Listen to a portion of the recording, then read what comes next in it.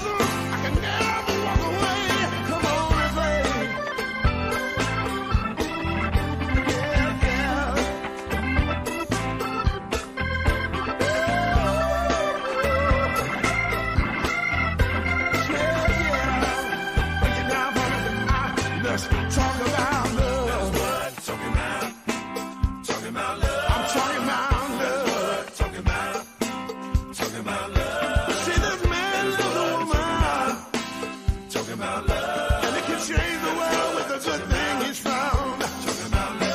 See, he's going around telling everybody, telling everybody about the love she's putting down. Yes, he did. When I knew I lost my dream, and then the shadow from across my way. Talking about love. I'm talking about love. Makes music have my happy head from the sound. When you got a mind love,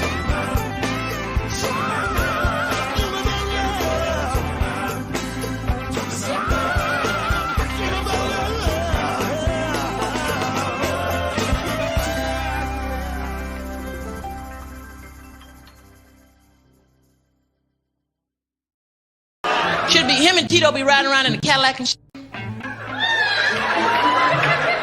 Slow down, Tito. Slow down, Tito. Damn. Is that my hoe over there sitting on the curb? Let me out. Come in, girl. I said, come in, girl. For my money, how much you got? Mike, I'm sorry. All I got is $100 bill. Girl, you been out here all day and all you got is $100 bill?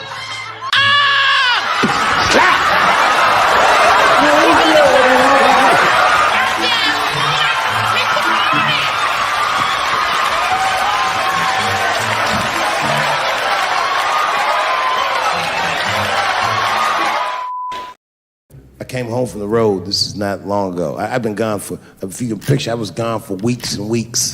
And when I came back, nobody was home.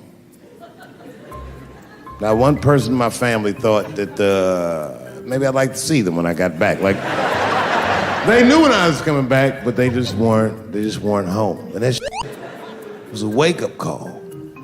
You know, like when my kids were little, and the tour bus would pull up to the house, these motherfuckers would spill out.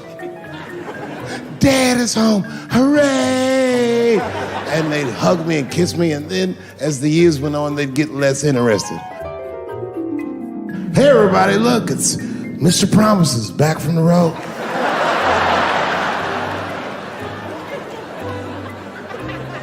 But an empty house, that's some cold shit. And I went into my oldest son's room. I was like, hello, hello. He was gone.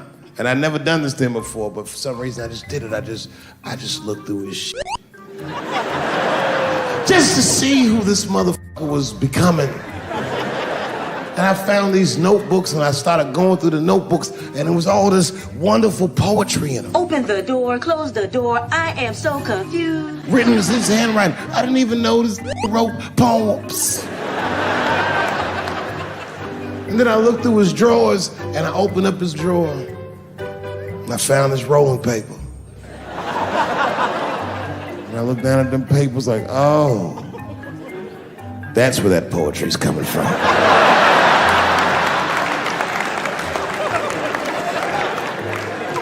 And that shit broke my heart. I mean, I smoked weed, but I mourned my son's innocence. And I cried a little bit. And I took his papers upstairs to my room.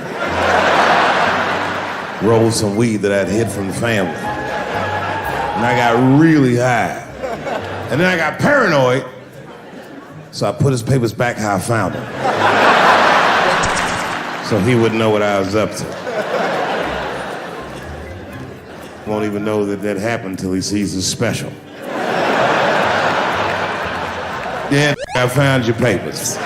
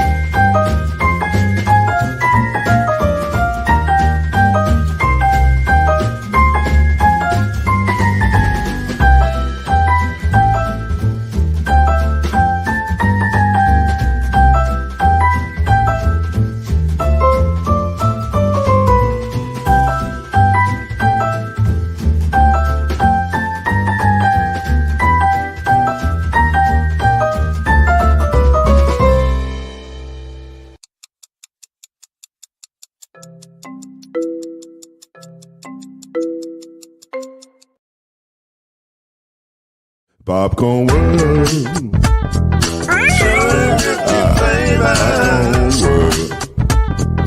Popcorn world. Yeah.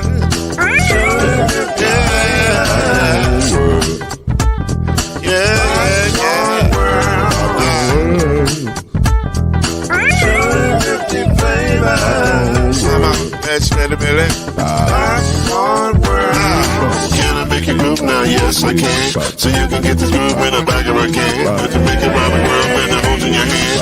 Popcorn world. 250 flavors gonna make you smile. 250 flavors gonna make you smile. 250 flavors gonna make you smile. I said popcorn make you smile. Ah. Popcorn world. Popcorn world. Popcorn world. It's a popcorn world. It's a popcorn world.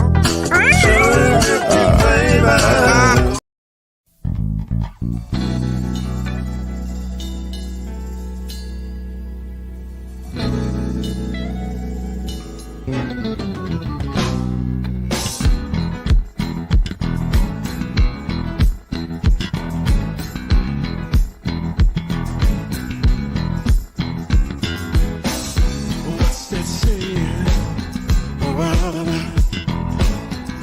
Breaking down the rumor and smiling out. Speaking for the people who was around. Taking chose to power with a whisper and a shout. We're talking noise. Oh yeah, talking noise. Yeah, yeah. Say it again, say we're talking noise. Yeah, talking noise. Really don't have to fool around. Mama noise keeps us lined up. When truth divine, the sound that you hear is a sign of success. We're talking noise. Oh yeah, talking noise. Yeah, picking up all the sound. We're talking noise. Oh yeah, yeah, yeah. Talking noise. Say it again. We're talking noise. Welcome to Talkin' Noise, the daily podcast that brings you up to speed and keeps you informed about real issues affecting real people. With your host, Mr. Talkin' Noise himself, Lloyd Spence. His beautiful wife, Mrs. Noise, Kenyatta Spence. The ever-informed Brother Noise, Alan Brown. And yours cordially, Uncle Noise, Shay Anderson. Come on in and join us as we reveal and opine today's most pressing issues. Real truth while having real fun. Talkin' Noise is in your house right now. So sit back and enjoy Talkin' Noise.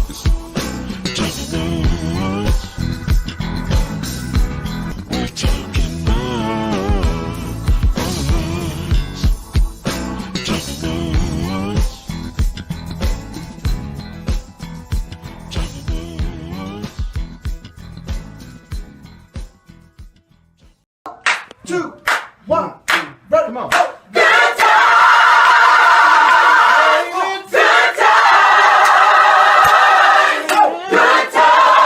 First of all, is my sound working better tonight? That's the question.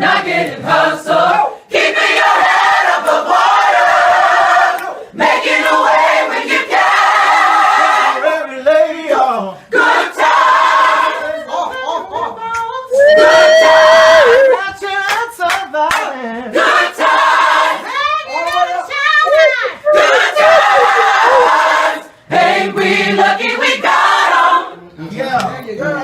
the question.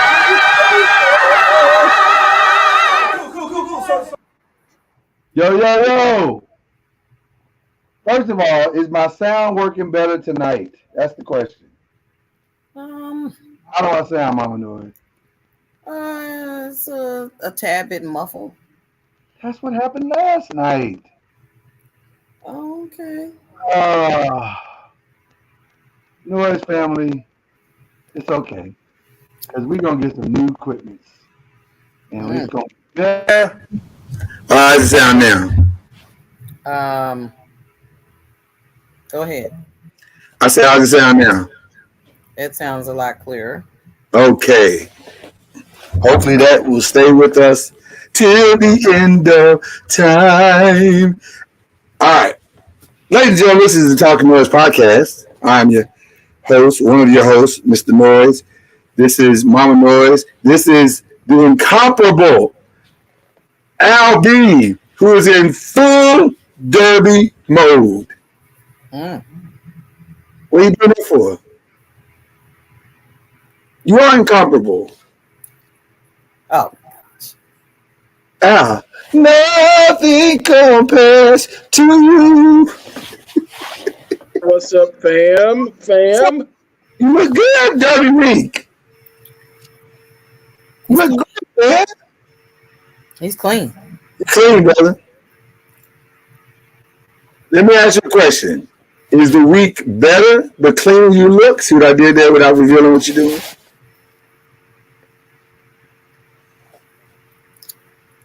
I mean, is it better? Like, does it get better? You know what I'm saying? It doesn't. It will later in the week. My activities don't start till Thursday. That's what I'm saying. That's what I'm saying. All right. Do you have a horse favorite yet? I've never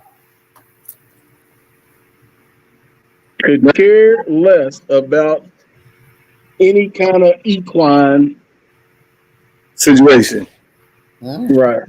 I actually, for the first time in my life, betted on the Derby last year.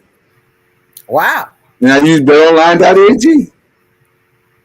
I didn't win that. Oh, look at that. See how you did? I didn't win anything, but I did use it. I was curious just to see what it would feel like just to do it.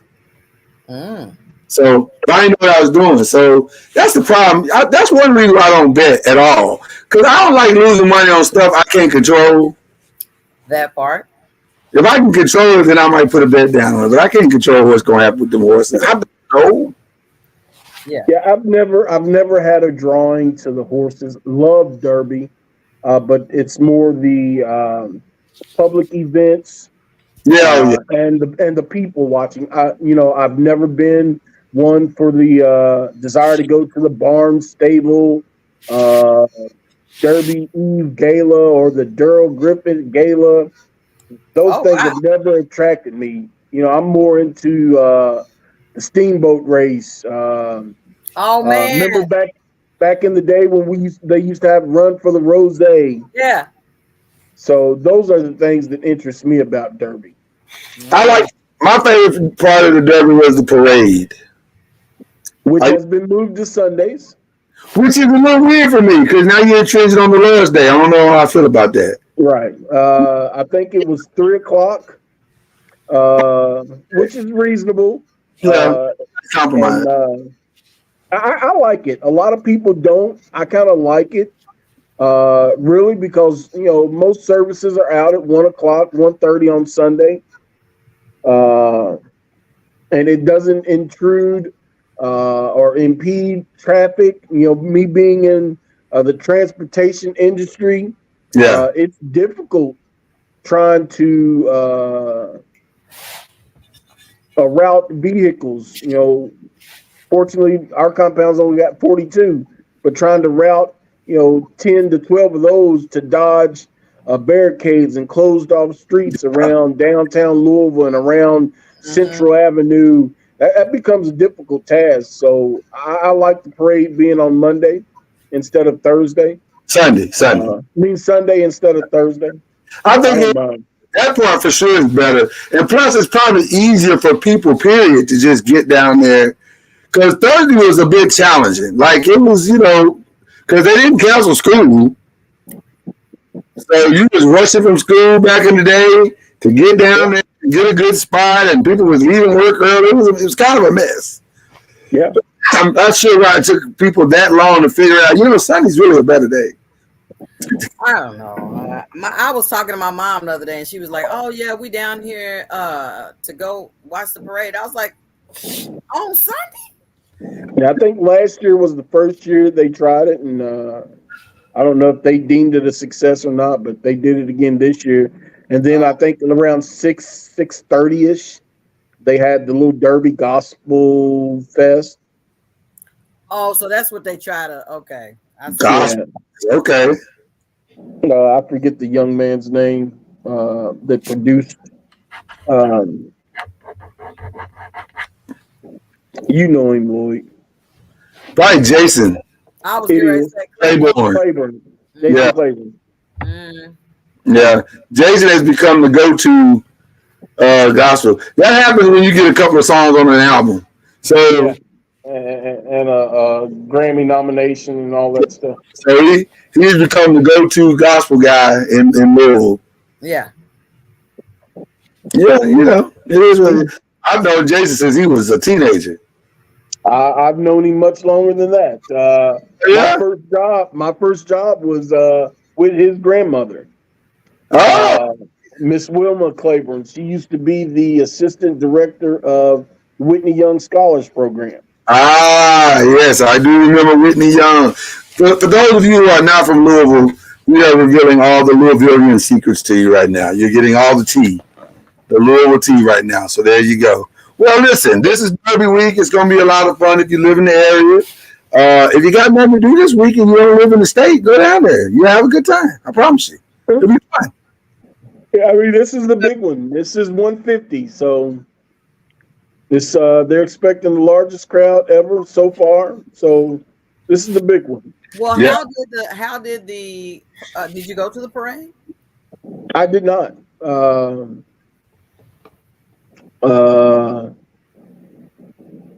I just wasn't feeling it. Yeah.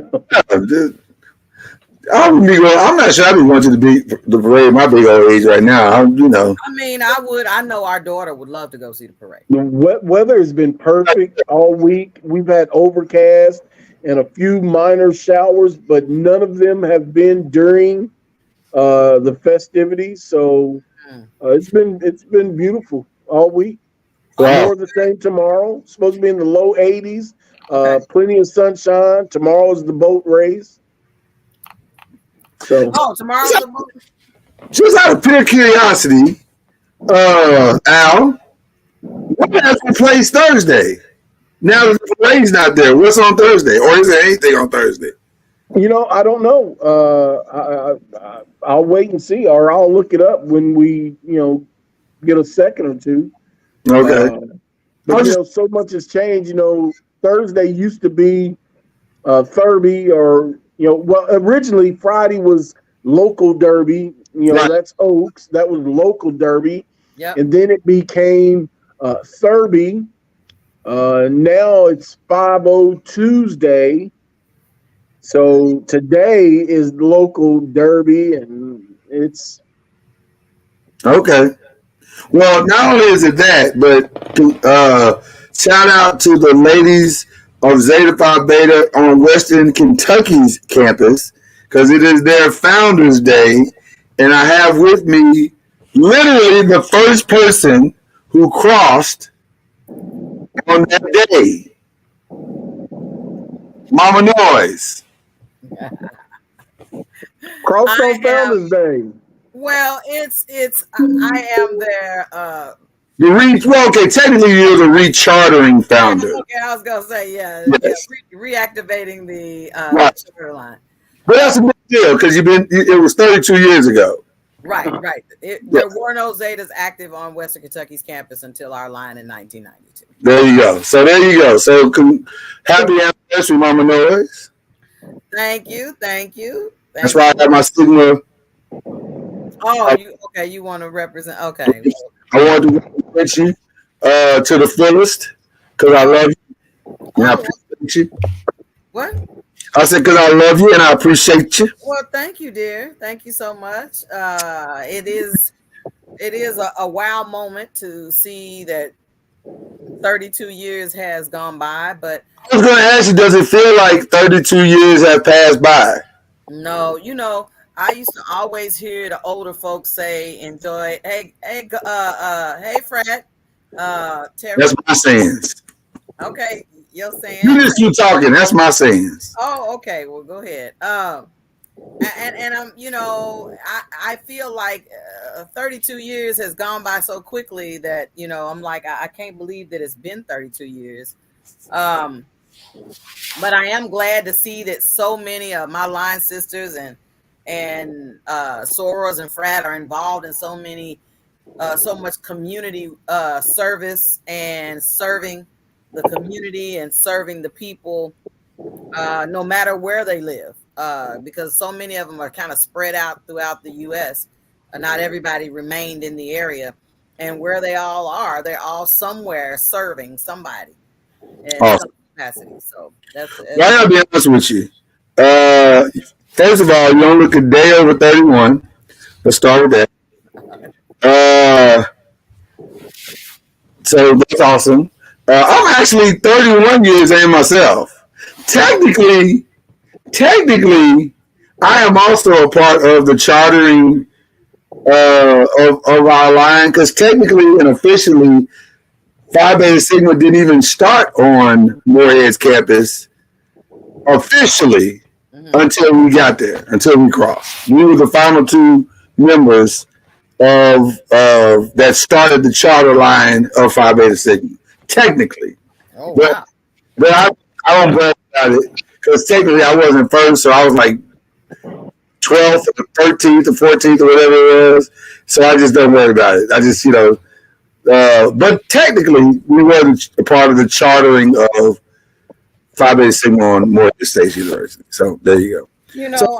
I think it, for me as the one on my line, we pledged according to the Midwestern region, so it goes according to height. I was the shortest on my line, so I am the captain on my line. I feel like that, there should always be one that tries to keep everybody together or keep everybody informed or try to keep everybody abreast of, what's going on with everybody. Because sometimes you can get lost in the sauce and everybody kind of spread all out. And you just like, man, I ain't seen so-and-so or even talked to them, or I don't even know where they are or what's going on with them. And it's been 32 years. That's cool. That's very, very cool. All right, well, let's listen. I'm proud of both of you. You and Al are just doing big things out here in these streets. It makes me happy just to see it. Yeah, I was gonna ask Al, did he at least see Thunder over Louisville? I mean, I didn't hear That was nobody. last Saturday. Huh? That was last Saturday. When we was on. No, I'm saying no. I didn't really hear people really talking about Thunder over Louisville. I didn't go down. Now everything you can watch on television, and now these firework events have all gone leaning more toward drone images. So there was a lot of that. So it wasn't the traditional fireworks that we're used to, that we grew up on. I've heard murmurings that the music wasn't as good as, or the soundtrack wasn't as good as it normally is. And then unfortunately, Louisville got the downside of the wind effect this year. Normally it blows towards southern Indiana. Oh yeah. So I'm glad I wasn't down there for that, because it was a bit smoky. My mom said it was cold in the mud. It was in its 40s. Yeah, it got cool. Oh, okay. Wow. So it looks like Thursday is a day at the track. That 30 that I was telling you about. Huh? They bumped the Oaks to Thursday? No, Oaks is Friday, but Thurby is like a full day of racing, and they got a whole card of racing. Is it still no school on Friday? Yes, we're still out of school on Fridays. Okay. On Friday. They don't have enough staff to open the doors on that day. Listen, listen. We used to look forward to school was gonna be out there Friday. When True. it bothered me a bit that they wanted to take the day off. At all. We just meant that we was gonna get into something. I didn't really do too much because Friday was like the setup day. So we would cruise the streets Exactly. and go to Screaming Eagles, and then go to the movies. Like we go to the movies and stuff like that. But that's about it. And then we go to the movies on Friday because we knew we were going to be cruising the streets all day Saturday and Sunday.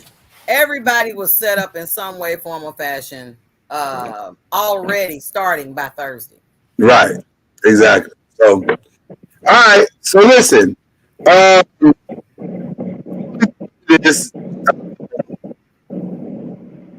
looked like Cuz. Okay, yeah, that's Cuz. I was gonna say I didn't know if he was in a hostage situation or what. I didn't know what was going on. Oh my gosh, stop it. Because he was on the screen, so I didn't know what was going on. You said a hostage situation. I mean, really? First of all, let's give Cuz a shout out because his ball here is shining beautifully. I mean, he crispy tonight. I'm trying to tell you. Shine bright like a diamond. Shout out to you, Cuz. And it looks like whatever little mustache he had is gone. Now he just kind of got a little beard thing going. Cuz got a beard? Like a little goatee kind of beard. Now he goes, okay. Close the screen. Well, you ain't gonna be petty like that. That's not even necessary. I'm gonna go to the bathroom real quick. I'm complimenting when he being petty. Oh, Cuz, come on, man. Just saying. I'm just saying. Harry? You grew up, it was a week. Listen, Derby, you're right. Derby was a lot longer than just those couple of days. All right, but I got this. Let me bring you to the comment. Mr. NOIZ. Because I love you. And I was trying to do a conversation back to Cuz. Mm-hmm. Where'd he go? Is he trying to get his look right or something? I don't know. There you go. There you go. What's up, Crispy? You look good, man. Oh my gosh. Oh boy. Can you hear me? Yeah, you sound good. Well, I'll be damned. Look at LB. What's up, my brother? Hey sir, how you doing? How you doing? I'm blessed and highly favored. Oh, I like that Christian mantra. I like that. Ducky, quack, quack. Did you both, just to reveal some behind the scenes, did you both enjoy that little song I sent you the other day? Was that a nice blast from the past? Well, they took that song to another level. So let me explain what that was because you may not have understood. This guy created this traveling thing called Choir Rehearsal with Friends. And he and his band literally go around the country and they pull up at a restaurant or a church or wherever, whoever's willing to host them. And they just have like an impromptu choir rehearsal. And so everybody comes in and most of the people know the songs and it just turns into this beautiful throwback kind of event. I said, man, I wouldn't mind going to there. That might be kind of cool. Oh, they did that, Doc. They did that. And they sounded good. Now he's a little, as Fred Sanford would say, I feel like he might be a little, but that's okay. I'm gonna rock with him anyway. Right, Mama? No, I'm just saying, Fred Sanford would say. And I may not know all the songs.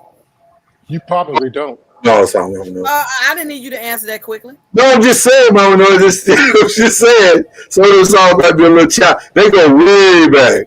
Like when I said Al and Jay was Call Him Up, that's a throwback. That's all 30 years. 1984, 85, 86. Throwback. Yeah, 84. Yeah, that's that song used to rock though. If you had the right church, that song used to rock. Like it used to really go hard. You had to have I the. did used to sing with a choir when I was in high school. Who you sing with, Mama Noise? It was called the Good News Gospel Choir in high school. I You sing, gotta laugh. Why you laughing, cousin? do you remember any of the songs y'all used to sing? Huh? Do you remember any of the songs that y'all used to sing? Yes, I do. What year was this? Y'all used to sing. There was a song called Wonderful. Because then I kept practicing over and over again because I was in the soprano section and I was trying to make sure that I would get it because somebody in our section had to lead us in with that high note, and they was going and it was like singing Wonderful, and they go and then I had to sing and then everybody so he is wonderful. Mama knows we need a couple of words to the song. We just not going. Mama Noise. Are you talking about he is wonderful? That's the one. Yes. Oh, okay. Revelation 19, Mama Noise. That's what. Thank you. Right. Thank you. No, I'm just saying. I didn't ask you what scripture it was. I said Get back. No, that's the name of the song too. That's the name of the song is Revelation. Revelation 19. Well, all praises be to the King of Kings. Right, yeah. My baby called the song Wonderful. I was so excited. So that's right. Yeah, that's soprano note. Yeah, that's it. Yeah, that's it. Wonderful. Yep, that's the one. You so cute. I'm really shocked you thought the name of the song was Wonderful. You know what? You know what? See, that's the problem with church folk. You're right. I always want to drag the one that don't know the song. You're right, Mama Noise. You are right when you said what you said. You're right. They so damn holy, they know earthly good. Yeah, you're right. And that is a fact. They're supposed to be the salt of the earth and got no salt. You're right. That thing, Mama Noise. You preach that. You're right. We better move on before we mess up our witness. That's right. All right. Well, listen, we got a good one for y'all tonight. A really good one, actually. We've been away. And by the way, this is our only show this week. So y'all better enjoy this. Because there ain't no other shows this week. We taking another week off. Ain't no Believe, ain't no Uncork. That's it. You got yesterday's show with the 5 and today. That's it. All right. So with that being said, we're going to have some fun tonight. Because we didn't get a chance to give y'all our opinion on the Amanda Seales versus Shay Shay situation. So we have had time to look at some of the clips, and I actually looked at the entire 3-hour video. God bless you. You're welcome. For those who couldn't sit through it, you're welcome. All right.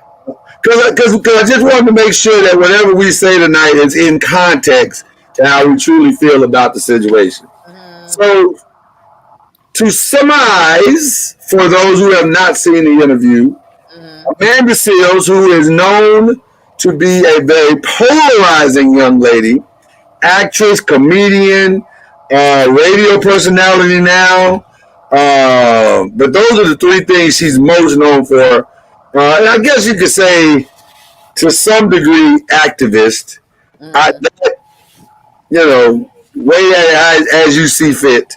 But she got on Club Shay Shay. Well, let's go back. Earlier last month, I think it was, during the Oscars situation, she didn't get invited to some things. Was it the Oscars or what was it? It was something she didn't get invited to, and she felt like she should have got invited. I think it might have been something BET related. And she felt the way about it, and she expressed it. And so, expressing it, she caught a whole hell of a lot of backlash. She kind of went on this little tour to kind of damage control it a little bit because it was kind of costing her some money or whatever. And landed on Club Shay Shay. So Shannon Sharper did a 3-hour interview in a heartbeat. So he let her on and let her kind of rant around and say some things that she wanted to say. And in just 20 minutes, there was a conversation about racism that she felt the way about. That Shannon was, I guess, to put it lightly, I guess she said Shannon disrespected her in that conversation. She felt like he didn't validate her feelings about whatever was going on. Let's see, I might be able to play a little bit of it. Not a lot, but just a little. See if I can find it real quick. Y'all talk amongst yourselves while I find it. I tried to. Oh, there we go. That didn't take long. Clearly. I didn't even get to talk. Huh? I didn't even get to talk. Oh, I'm sorry. But here's just a little sample clip of what it was. Conference because he was talking about Aboriginal art. And he said that he stood in front of the class and said, you know, the Aborigines are a Stone Age people. And I was like, ma'am, there are Aboriginals alive right now. Like, they are a part of civilization. That's what he was talking about. He's like, well, no, you know, what I mean is that they've never advanced. And we're in a classroom in Orlando, Florida. So, like, if we don't check this type of stuff, it's going to just continue. So I was that student. Like, I was the kid who was always raising my hand and just wasn't easily appeased by simply just someone being an authority. And I love this because when she called my mom and said, you know, I'd like to set a conference up because I have some complaints about Amanda. My mom said, well, you know, that's interesting. I have complaints about you. And so they came to the meeting. It was my mom and Mr. Wright and Miss Cersei. It's all Black people at Dr. Phillips High School in Orlando, Florida. And this lady sat there and actually you and Mr. Wright had the same build. And Mr. Wright was like, all right, so, you know, we're here to discuss Amanda disrupting the class with her talking. And she was like, no, Amanda doesn't disrupt the class with her talking. She actually helps the other students out. He's like, oh, okay. So is it about her grades? And she's like, actually, no. One of her art pieces is featured in our exhibit at the library. And he's like, so what are we here for? And she's like, well, you're the class. And these three Black people are like, here we go with this racist bullshit, you know, because that's really what it is. We're in Florida in the 80s and the 90s. And but let me ask you this. Okay. Do you think she would have felt equally as offended if a white kid, because I'm assuming this teacher was white, right? Mm-hmm. If a white child would have corrected her, I think most teachers would feel some type of way if a child corrects them. That's not for me to surmise. I'm just saying that my experience was this lady giving wrong information. Yeah. And I'm allowed to correct her. Now, this is the same lady who tried to accuse me of stealing. And when a white girl said, no, Amanda didn't steal it, I did. She was like, well, I think both of you need to go to the principal. Right. I am in Orlando, Florida, which is a notoriously racist state, Florida, in the 90s. And I'm talking to you about a white woman who is speaking about Black people, indigenous people in a country where those same indigenous people have had all of their land taken from them by former criminals that were sent there from England. And she is calling them Stone Age people. And I, as a Black girl, the only Black girl in her class, am correcting her. But my thing is, you're right. She possibly misspoke or she didn't know. I guess my question to you is, why do you even feel compelled at this juncture in this interview? Why would you even feel compelled to try to? Because because I'm not defending, but my thing is that what I'm trying to say, most adults, when kids correct them or speak, feel some type of way. This is not unique to a Black, white, or white, Black. Okay. That's all I'm saying. Okay. I'm sorry that you took it that way. But I remember when I was growing up, my grandparents and parents said, hey, kids, stay in your place. Adults are speaking. That's all. Maybe that didn't happen where you were from in Orlando, Florida. But where I grew up, when I grew up, kids did not correct adults.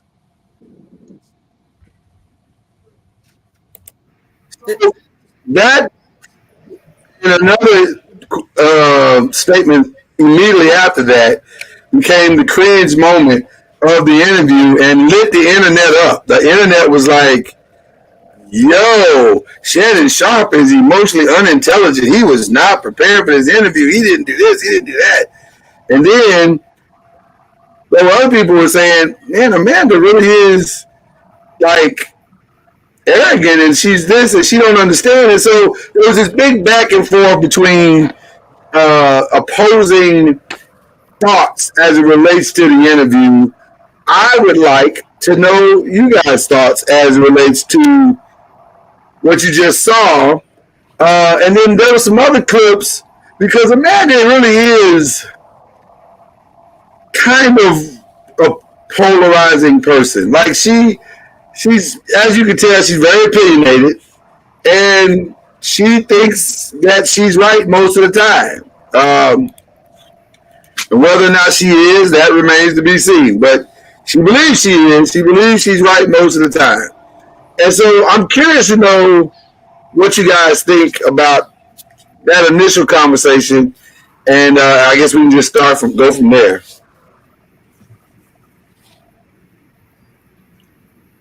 Any of you can start. I'll go and I'll get out of the way real quick. I listened to some of the interview. I actually read an article. I believe it was The Root or whatever. So I read their take on some of the feedback from X, Twitter or whatever you want to call it. And it seemed like a lot of people that jumped on Shannon Sharp were already advocates for Amanda. Right. They were already in her corner. Right. So they were anticipating him to advocate or co-sign, and I'll throw this out there, and this is just my opinion. Unfortunately, I think Shannon Sharp has become the modern day Maury Povich. Black community.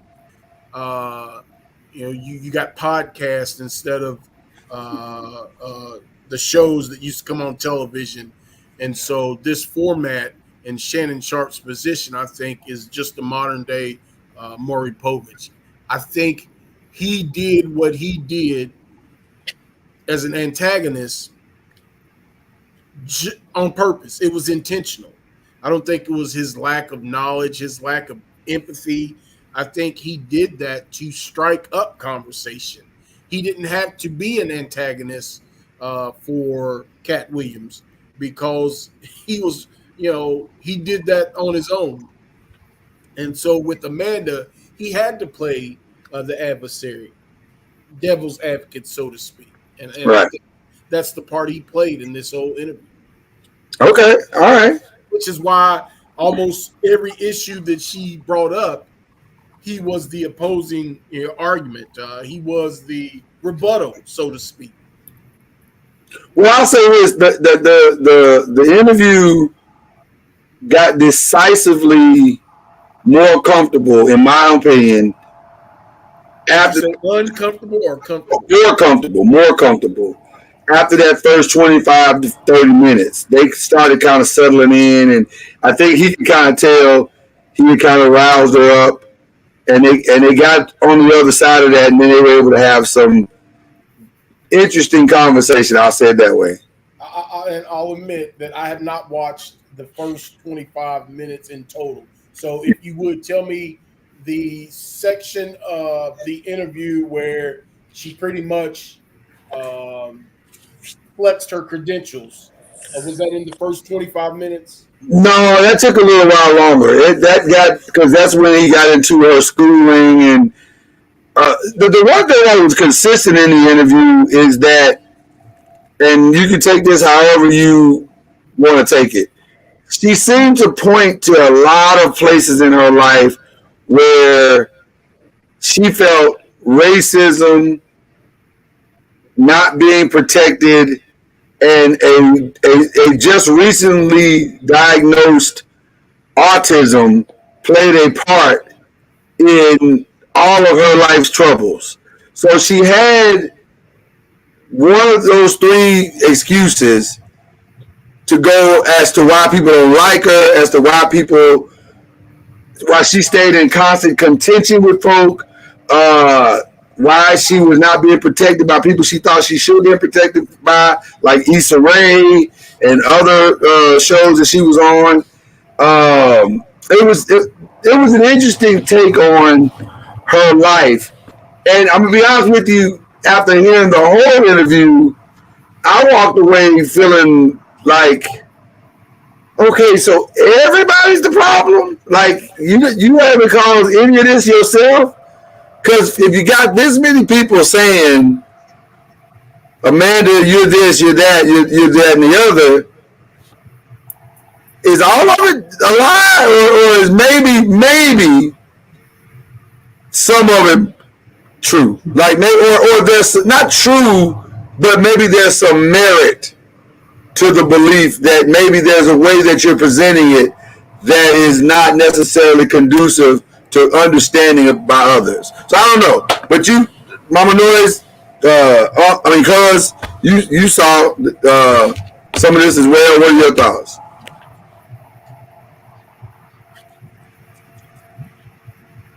Well, Mama NOIZ, you want me to go? Mm-hmm. Well, that's mighty kind of you. Oh, you. Oh Lord. Listen, I like the young lady. You know, I find it hard to like anybody that looks like. I find it hard to dislike anybody that looks like that. Oh my goodness. So I like the young lady. Her looks aside, cuz what were your thoughts about what the whole experience? I mean, she's pretty as hell. I mean, what you want me to say? I mean, I'm gonna need you to get a little less distracted in this conversation. listen, I believe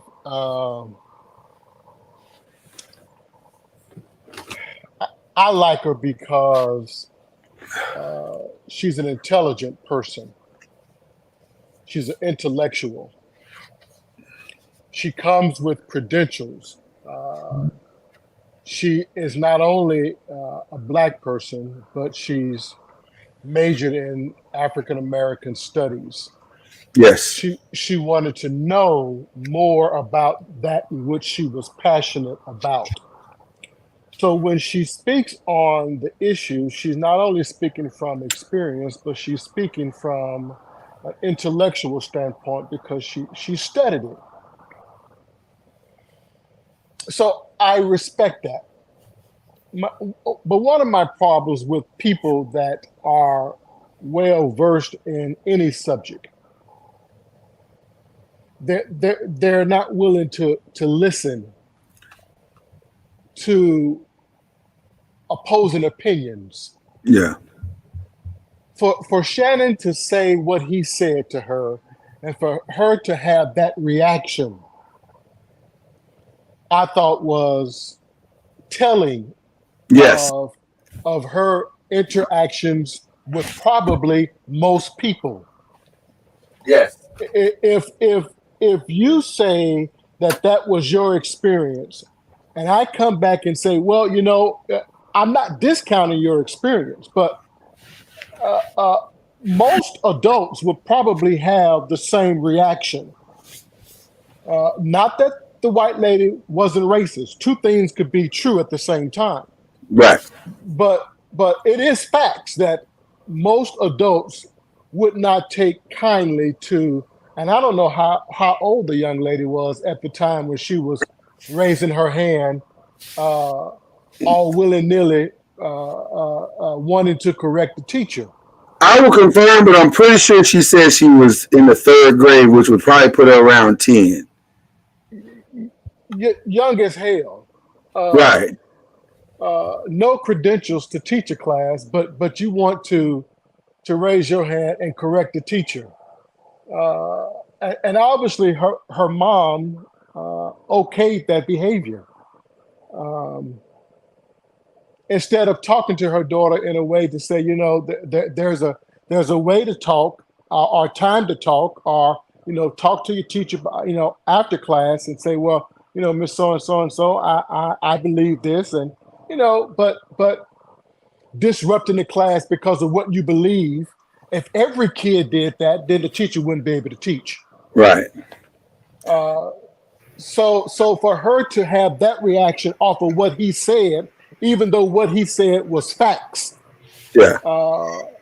kids were not allowed back in those days to necessarily correct the teacher. You better get your butt somewhere and sit down and listen versus trying to speak up.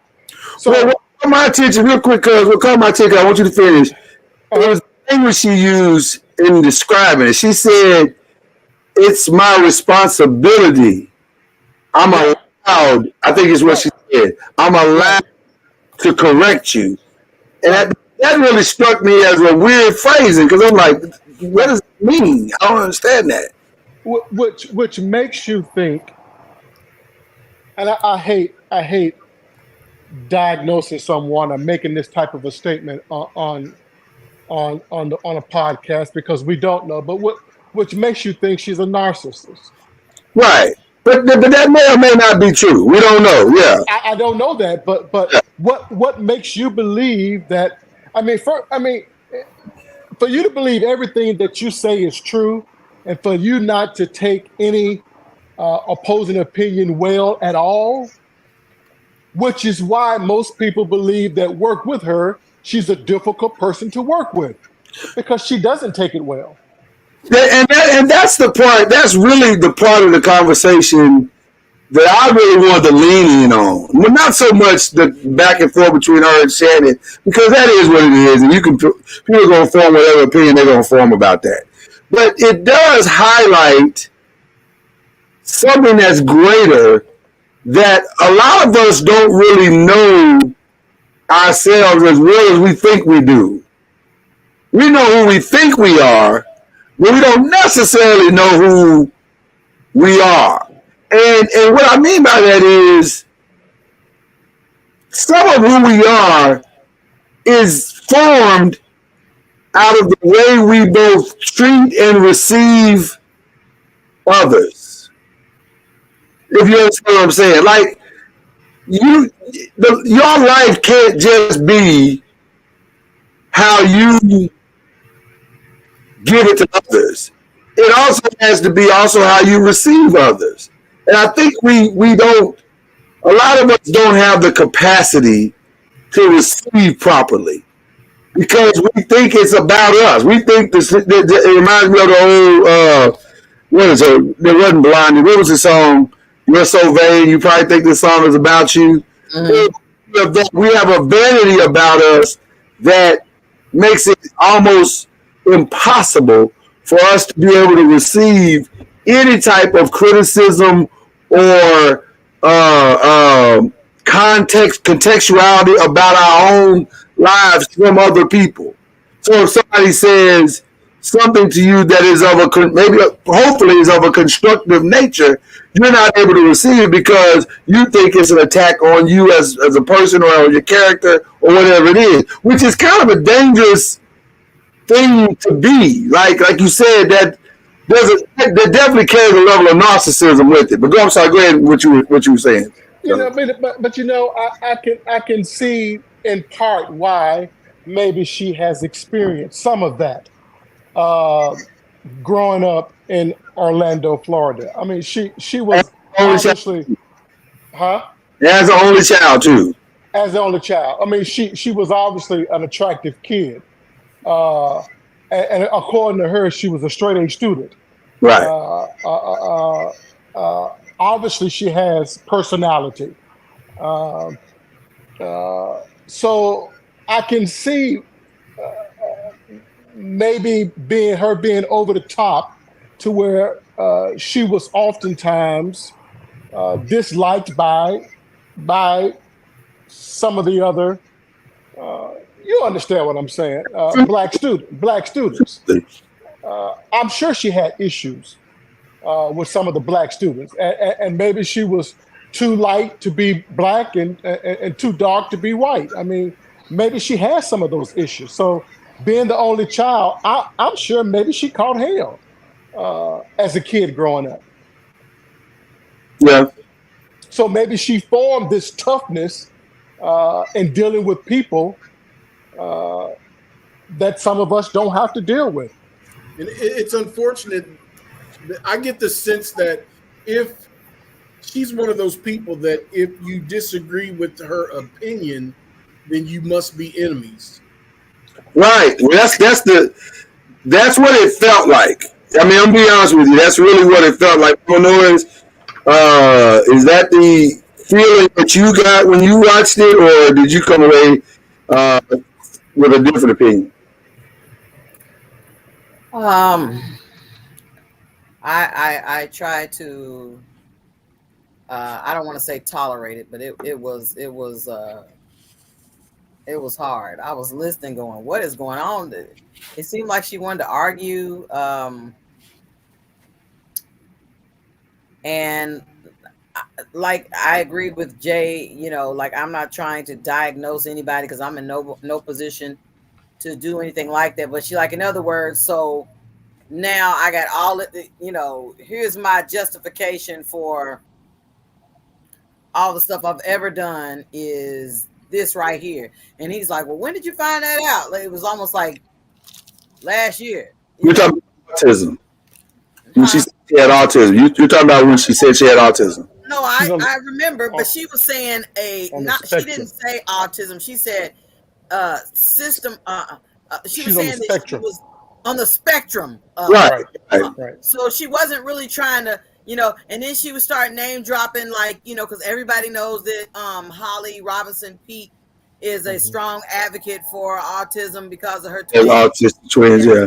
Really put a spotlight on autism in Hollywood because nobody was talking about none of that until her and her husband had their twins, and then all of a sudden, they really made began pushing the campaign and bringing it to our awareness.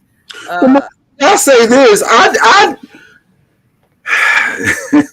I believed her when she said that she was recently diagnosed with autism, and I also believed her, or that she felt like she was on the spectrum. That however that, I don't know how that works, so I can't speak intelligently about it one way or the other.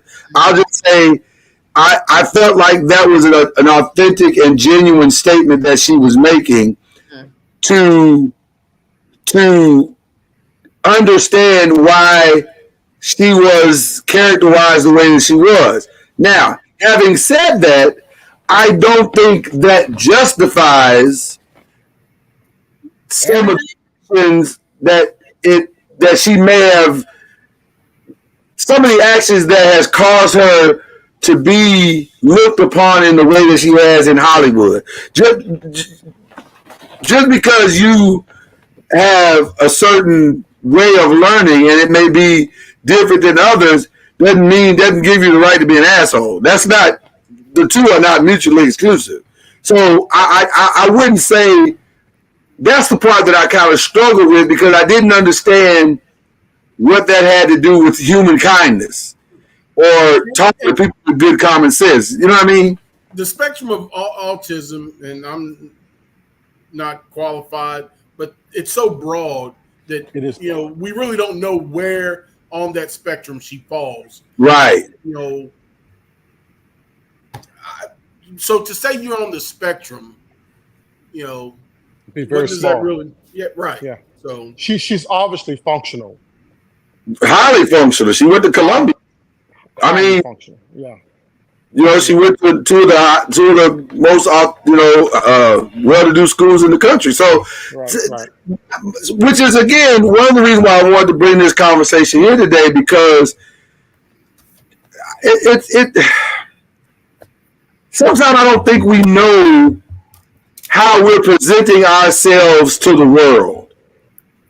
Because I think a lot of us got issues, a lot of us got problems, a lot of us got stuff that we done been through that spills out into our everyday conversation, or bends that triggers, if you will, that cause us to respond a certain way to certain things. But that, I don't know if that justifies humanness or the way we should treat people. That's the part that I struggle with the whole interview. Andrew Bruce says, does the average person understand the spectrum? I would say no. I agree. The average person has zero idea how the spectrum works. Absolutely. Well, we understand a more severe form of autism. Right. But once you start talking about the spectrum, how it moves away from that severe form, then it becomes a little bit more complicated. She told a story in the interview about her relationship with the cast of Insecure and how she was going to a party. And this is actually a very well-known story. It was like an Oscar party or Emmy party or whatever it is, and they would not let her in. And it was Issa Rae's publicist that would not let her in. And eventually Issa Rae's publicist said, it's because I don't like you. And so instead of exploring that conversation, Amanda said, well, I hung up on her. And so Shannon said, well, why did you hang up on her? I said, because that's not my problem. That's her problem. She needs to take that up with her therapist. And so then she said, the girl called her back and said, why did you hang up? And she told her those exact words. You need to take that up with your therapist. That ain't got nothing to do with me. I'm struggling with that because first of all, you show up at this party and they said they didn't want you in it. So normally people they're not cruel like that by nature. So I'm wondering, you know what I mean? Like there's a lot left out of that story. That story was really complete. I'm sure there are some holes in it. Yeah. I'm sorry. Yeah, right. Here's the thing. That level of party, Issa Rae, it's an invite only, right? Typically, what you say, does somebody of that caliber just have a party that anybody can show up? I don't think so. Well, according to, now again, we're getting her recount of the events. According to her, she was invited. Okay, it was invite. By phone. I don't know. Because she even mentioned who invited Jesse, the one that talked about white folks real bad on BET. Jesse, he was on Grey's Anatomy, I think. Not Grey's Anatomy. Maybe it was Grey's Anatomy. I don't know. Anyway, he was a brother that talked about white people real bad on Grey's Anatomy during the pandemic. So anyway, he invited her by phone apparently, but I think it was Issa. I don't know if it was an Emmy party or Issa's Emmy party or what it was. I don't remember. But okay, thank you, her. It was Grey's Anatomy. Okay, so I don't. To your point, Al, just to clarify, I think it was Williams. Jesse Williams. Thank you. Yeah, he apparently invited her or didn't. I don't know. According to her, he did. And they told her right at the door she couldn't come in. So I don't know whose party it was, if it was Jesse's party or if it was Issa Rae. I've heard that it was Issa Rae's party, but I've also heard that it was the entire cast of Insecure, which she was a part of, was also in that party. So I don't know why. It wasn't her party. Look, I guess I'm saying I agree with Al. I think she invited who she wanted to invite to the party, and somebody whose party if it ain't your party, how you gonna invite somebody else to somebody else's party? Well, but I would say this: wouldn't it be strange if the entire cast of Insecure was at the party, and she, who is a very integral part of that show, was not? Like, in that, and y'all got to work together. That's a weird. I don't know. That's a weird thing, and it did not end well with them. Like I don't think they are friends to this day. I think that relationship is a rapsy-scapsy, and they according to her, they had a very tenuous relationship. Well, what I think is it sounds like some holes are in this story. It sounds like there's some stuff that's missing. Well, that's how I felt about all of her stories. Like, because it was always race. She got kicked out of the first college she was, or almost got kicked out because of racism, she said. She got called to the parent-teacher conference because of racism. She got the Disney show. They were racist. that she was on. It was always Somebody else. or somebody not protecting her. She almost got kicked off the Florentry tour because of race, because they didn't like her because of whatever. I mean, it seems like there's some holes, and all of these people don't like her. That's what I was thinking. Everybody don't like you. I'm struggling with that. Everybody don't like. Which, listen, some people don't. Sometimes everybody don't like you. That might be your testimony. Yeah, I mean, I'm not gonna say that there's no way that somebody could just not like you. I'm not saying that. I'm just saying you're saying the whole interview is because somebody don't like you. It's because of racism. That it's because of your race. It's because of I just don't.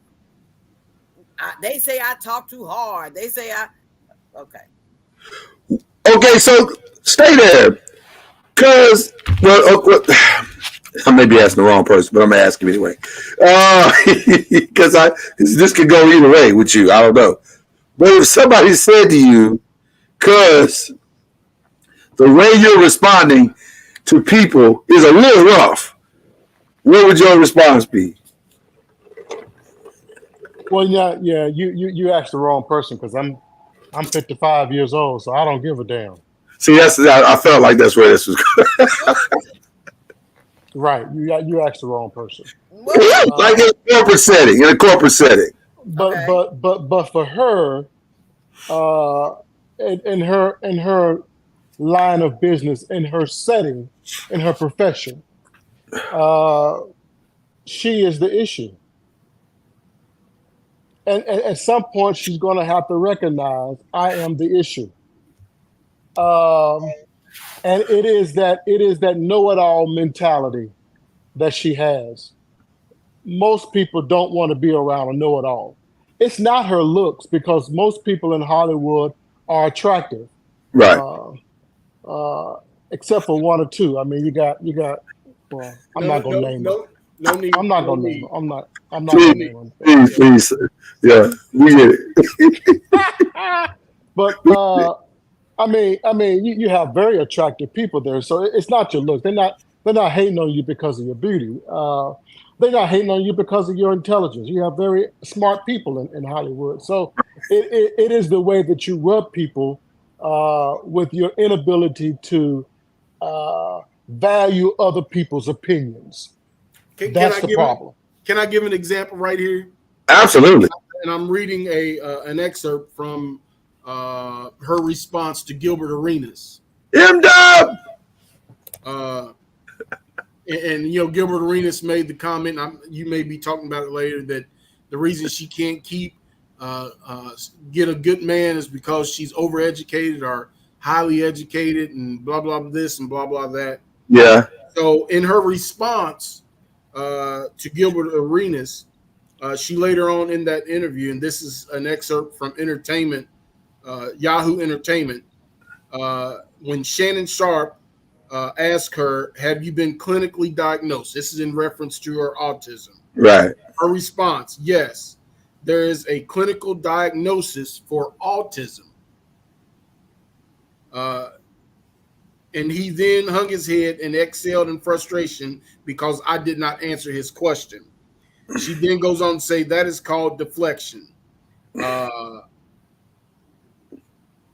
He deflected because I was not going to be pressured by him, who was interrogating me with absolutely zero love for me, into proving something to him that by his line of questioning, he had already committed to undermine. Which is not what happened at all. Exactly. So he simply asked her, had she been diagnosed with autism? Her response was, autism is a, what word was that? Systematic. There is a clinical diagnosis for autism. There is a clinical diagnosis, which is not answering the question. Right. That's a great example of what you're saying. I wonder where it comes from, because she's not the only person we've ever seen do this. So I'm curious to know, and I'm asking you guys, where does that come from? Is it insecurity? Is it because she mentioned she doesn't catch on the social cues well? which could be true, Honestly, Lloyd, these are symptoms, mild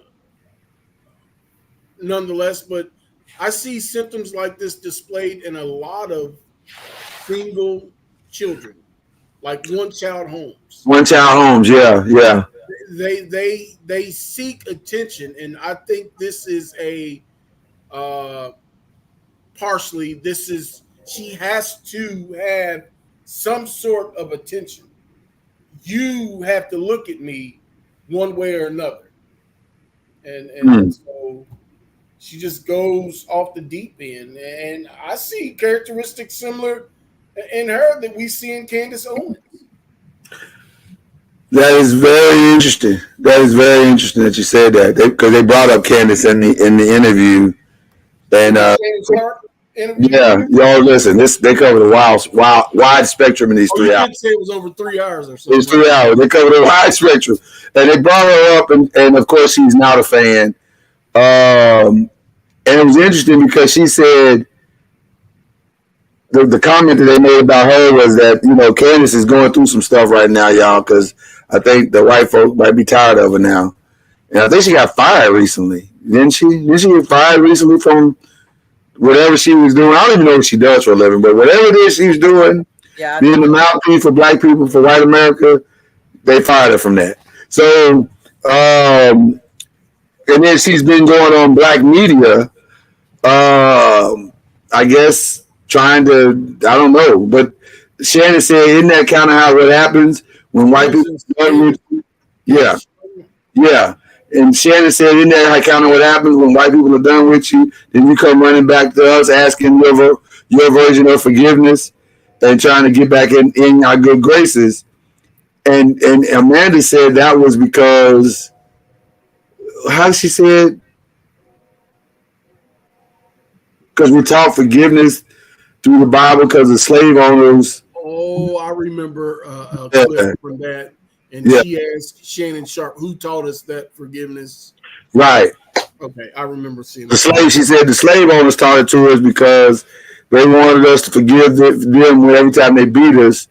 And I get, again, listen, I get that the level of intelligence that she has and the level of academia she has achieved. I get it. The challenge of that is you got to know how to present that in a way that's palatable for people who don't have what you have. So you can't talk down to people. Which it feels like she's doing a lot. Yeah. Do you think that might be part of the what she say? The people say you think you know everything. Is that a part of it? Yeah. It is, and it's a tricky balance because people don't mind you sharing information with them, but they want you to bring them along for the ride. They don't want to be. And she comes across as wearing that banner proudly. I know everything. I want you to know that I know everything. She pretty much, like I said earlier, student. She flexed her muscles to Shannon Sharp. I am this. All the time. That. I did this. I did that. I was from here. I did this. Da da da. Yep. Can a person like that be reached in a way to where they soften their approach in life? Because is that possible? Yeah. Absolutely, it's possible. Because I'm going to tell you something. I really want you to expand on that. I found myself through the 3 hours going through ebbs and flows with her. There were moments where I was saying, that was really good. That was really that was really great. And then there sounded like, oh, that was cringeworthy. Like, why would you say that? Why would you approach it that way? How would you, if you were friends with her, how would you, because I think part of that is who she's around. And they're not telling her, they're not big. Because she said her mom just let her get away with a lot of stuff and never tried to change her. And I was like, ugh, that's not good. That's not good. Right. And then her dad wasn't around at all, really. So that wasn't good. So there was really no checks and balance to the behavior, it sounded like. Well, she said if she'd have grew up with her father, she'd have never became who she was today. So More specifically to that quote, she said she sucked at relationships, and it was definitely because of her father not having a father in her life. Right. Yeah. Well, he might have been a part of that balance that she needed to have, and he wasn't there to. Because balance we all need balance, and she admitted that she grew up without balance. How would you approach it? Because I'm curious, and Al and Mama NOIZ, how would you guys approach it? If I was in a relationship or friends with her. Let's say friendship to be fair. Now, relationships are a little different. Well, that's what I was saying. Friendship. Yeah. Oh, I wasn't saying it in the bed with him, Mr. NOIZ. I wasn't saying that. I didn't take it that way.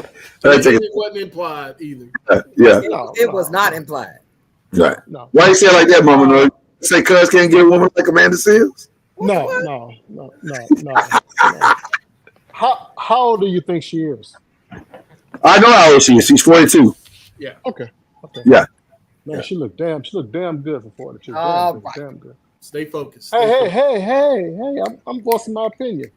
You're a lot house right now. You're in the cul-de-sac. Come on out.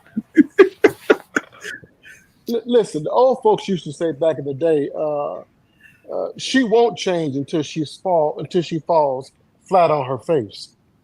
Until the old Christian folks used to say until the Lord knocks her down, until she's at the end of her rope and she has nobody else to call upon. Until that happens, then she's going to realize, all that knowledge I thought I had,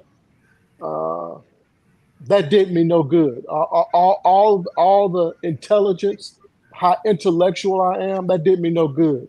I needed people that didn't have the intelligence I had, that didn't have all that I thought was so valuable. They were simply there to hold my hand and to lift me up. She has to value something more than what she has. And up until now, she hasn't done that. And I don't think she allows anybody to stay around long enough to call her on her beat bull. You know what I'm saying? If you disagree with me, you are my enemy. Even with Issa Rae, maybe the rift was not between her and Issa, it was between her and Vanessa, or whatever the case may be. And Vanessa said, "Well, I don't like you." Right. And she went to Issa, and Issa was like, "Well, y'all need to work this out." Right, which is exactly what did that turn into? Now she's on podcast saying that Issa Rae should have protected her, should have defended her. Right. So no, this is between you and Vanessa if that's the case. And then you're a mean girl on set. Well, how can I be a mean girl? It's Issa's show. I work for you. Deflection. Yeah. You have to own your bullshit, and she's not allowing somebody to be in her corner long enough to call her on her bullshit. Oh man! Because nobody has ever done that to her as a kid. Her mom stopped it. She said it herself. When the teacher said, "I have an issue with your daughter," the mom told the teacher, "Well, my daughter has an issue with you." Yeah. What? That was ate up from the flow up. Right. How many 3-year-olds? How many 3-year-olds do you know thought it was okay to call a teacher out? Or third graders, not 3-year-olds, third graders. Yeah. None. No, we wouldn't have dared. I'm in a 10th grader call a teacher out.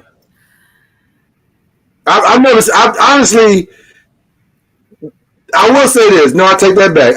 We did have this one little white kid that tried it. He tried it, and then once we checked his ass, that was the end of that.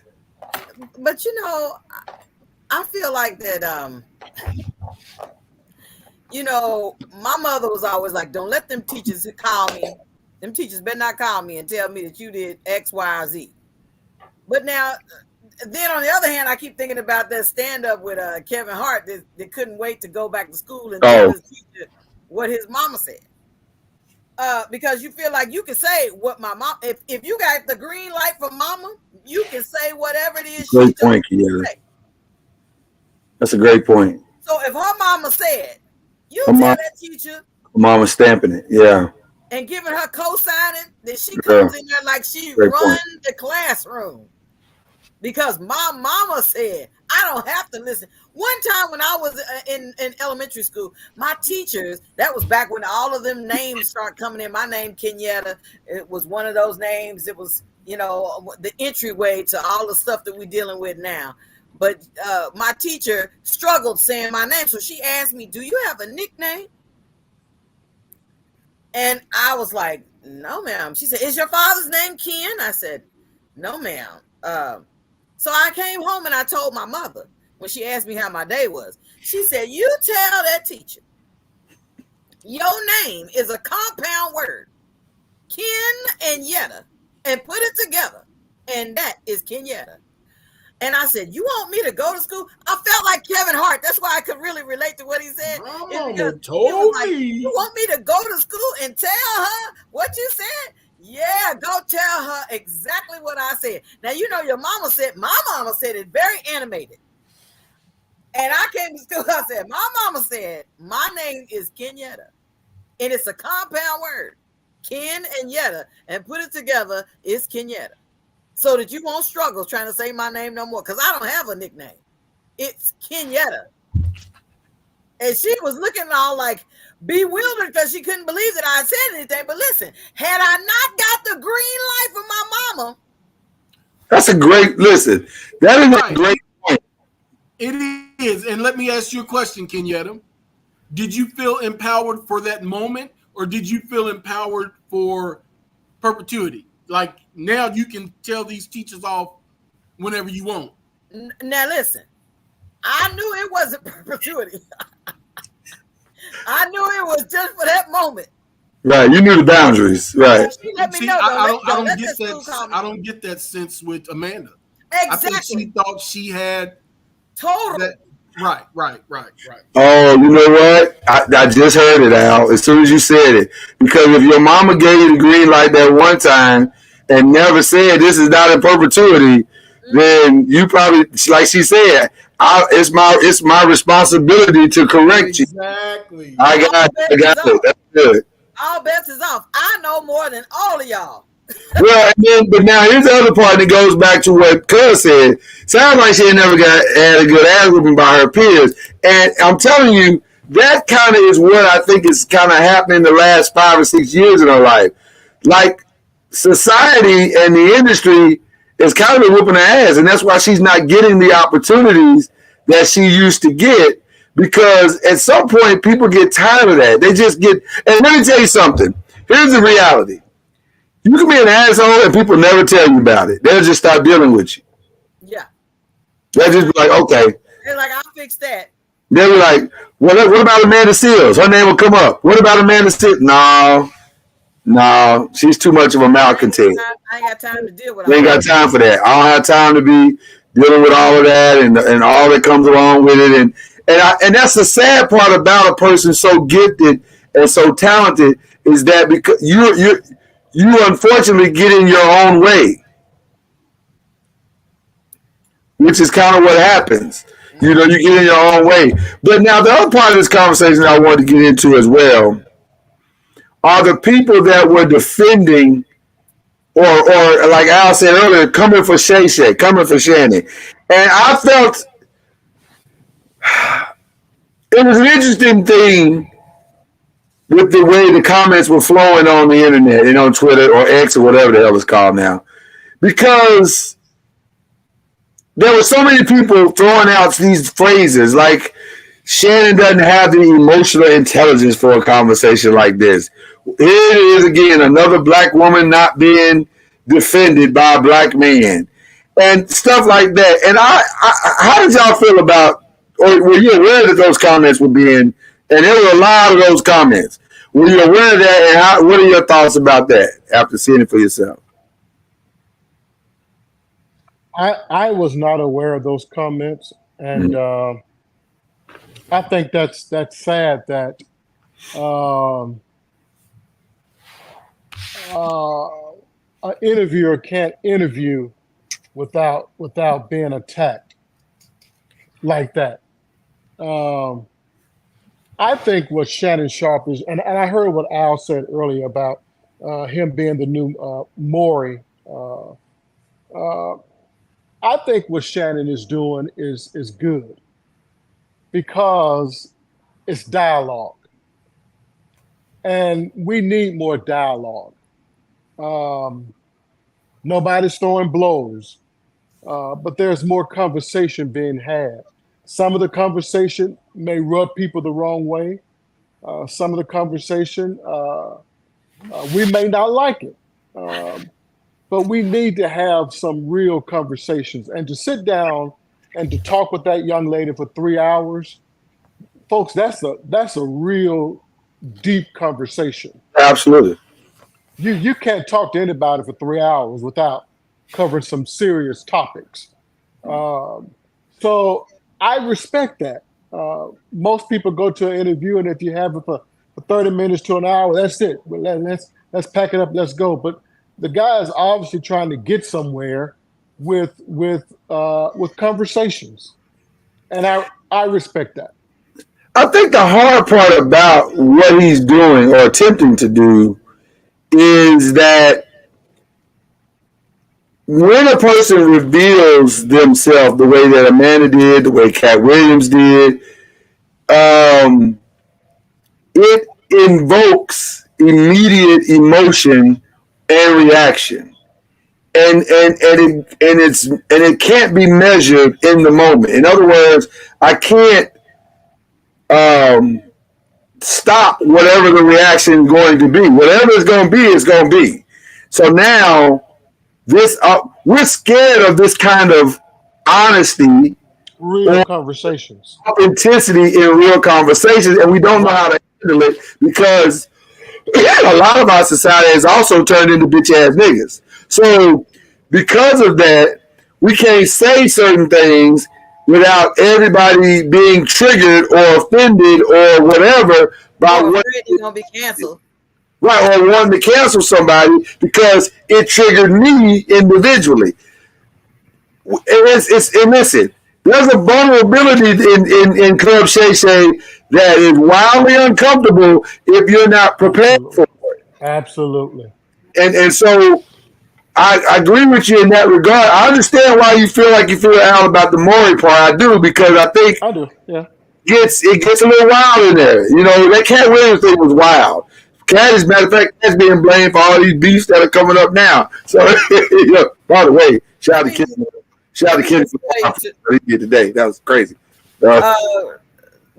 His podcast, period. When I hear people say something of someone's has broke the internet, I'm like, okay, all right, you know, so it went viral.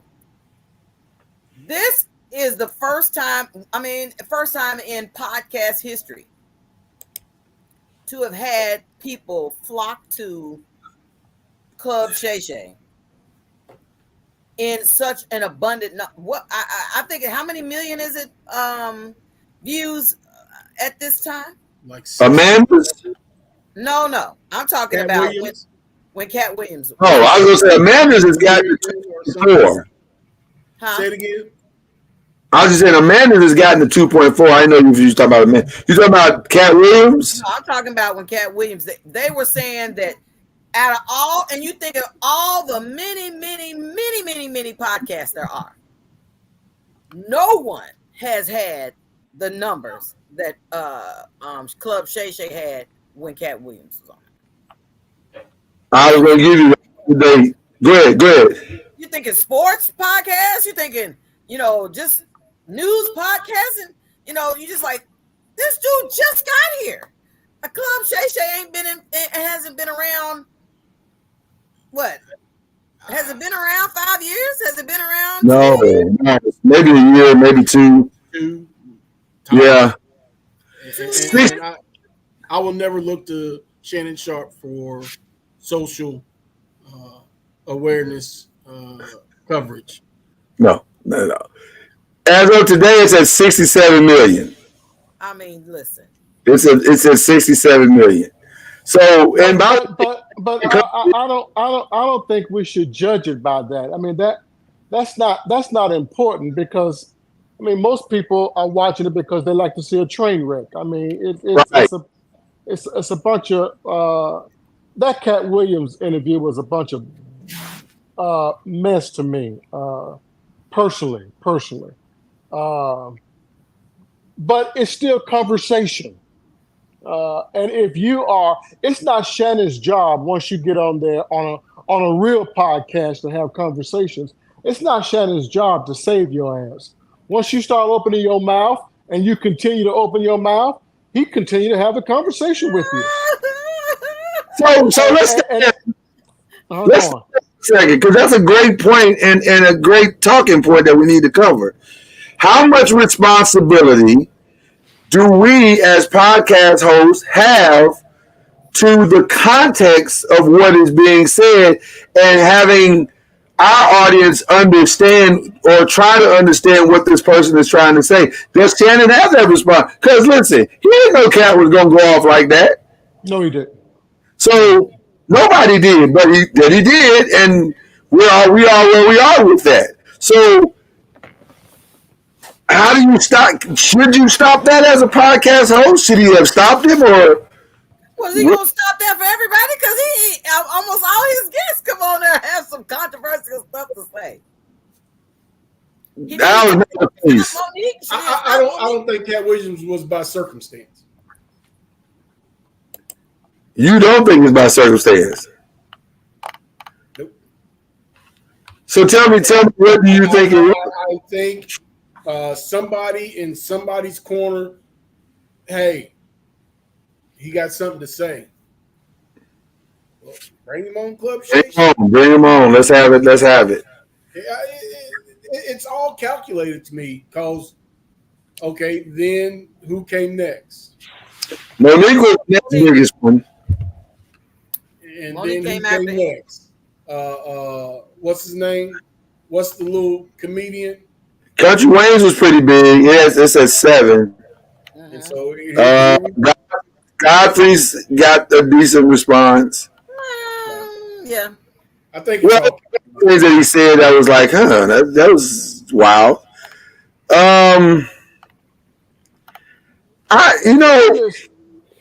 Go ahead, because you probably going where I was going to go. Go ahead. No, I don't know. But listen, if you bring on the average, extremely successful person, black person, you probably go, if you're having an open conversation, a real conversation, none of this made for television Oprah Winfrey interviews, where we ask you about your kids and your career, just simple stuff, but real conversation. Then you're probably gonna come across some real shit. Right. With a whole lot of people. They might not be as open or as controversial as Cat, but Cat's always been that way. Right. But if you bring a Monique on, if you bring I think the conversations need to be had. That's just my opinion. I don't see anything wrong with communication. I don't think you can. I don't know how you bring on a Monique and not expect it to go completely sideways. Like it's just that's where she is. That's where she resides. Same thing with Kat. So from that perspective, Al, I completely agree with you. There is a measure of, oh my God, buckle up, that you got to have when you bring on certain people anyway. And that's not to say that's good or bad. It is what it is. But what about DL? DL is controversial, but he's a very intelligent brother. He is, and I think it's true. Here's what I think is true. Anytime you decide to open your platform to a place where authenticity is welcome, there you go. You're probably about to get some. About to get something, yeah. You know, we've had those conversations here. I often think about some of the stuff we've said, and like, okay, How did we get away with that one? But it's okay because I feel like that part of it, if done from the right platform or with the right intentions, I think it's okay. Now the question is, and I think this is probably where Al resides now. I'd love you to comment on this. Is Shay Shay doing it from the right intentions? Which is what I think a lot of people in Black America are starting to question. Which is where I think you get the Maury comments and stuff like that. I've heard of people say he's the new Wendy Williams and stuff like that. Because is his intentions right? I question his intentions. Yeah.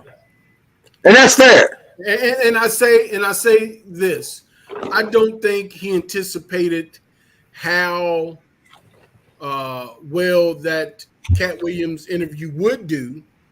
And I think once it did, just like that first high, you chase that. Yeah. No, he wants those numbers again. Oh man. Million, and YouTube pays like it pays off for the stuff like that. I'm sure that check was nice. Really. No question. So I agree with you 100%. You now are chasing viral moments. And so every time you get one, you're saying thank you, Jesus. But right now, by the way, the vote, they just did a vote on this the other day. It's the #1 podcast in America. Bam. So whatever he's doing is working.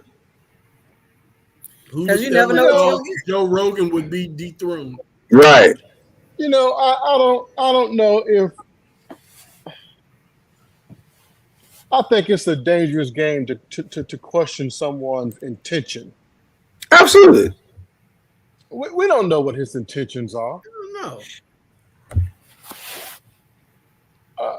Shannon hadn't really presented himself to be a manipulative asshole trying to get paid. I don't see that. I see a guy that's trying to have a conversation with Black celebrities. I mean, and that conversation goes wherever those celebrities take it. Well, I'm not sure about the asshole part, but I mean, what makes him an asshole?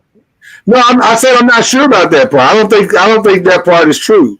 Oh, I don't know if that part is true. But I ain't gonna say I don't think. I don't know if that part is true. We don't know, right? So why do Black people start speculating and wanting to potentially believe negative about someone when we don't know? I don't know about the negative part, other than Black people just be hating. Here's the part I know. Well, that's what I'm saying. $6 million views on YouTube is a big YouTube check. I mean, listen. And nobody wants to go backwards from that check. They want a check like that or a similar check. Because you get a lot of money for millions of views, period. But if you can get them back up to those numbers, the 30, 40, 50 million, 60 million range. Come on. I mean, come on. Listen. I don't think he's chasing another Cat Williams moment because I don't think it's possible. I don't think I don't think he stays awake at night trying to create another Cat Williams moment because I don't think that's possible.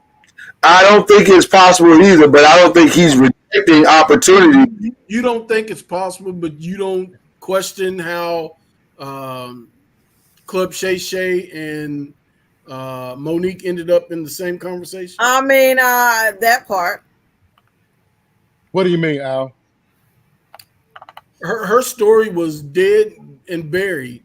Mm-hmm. It wasn't an active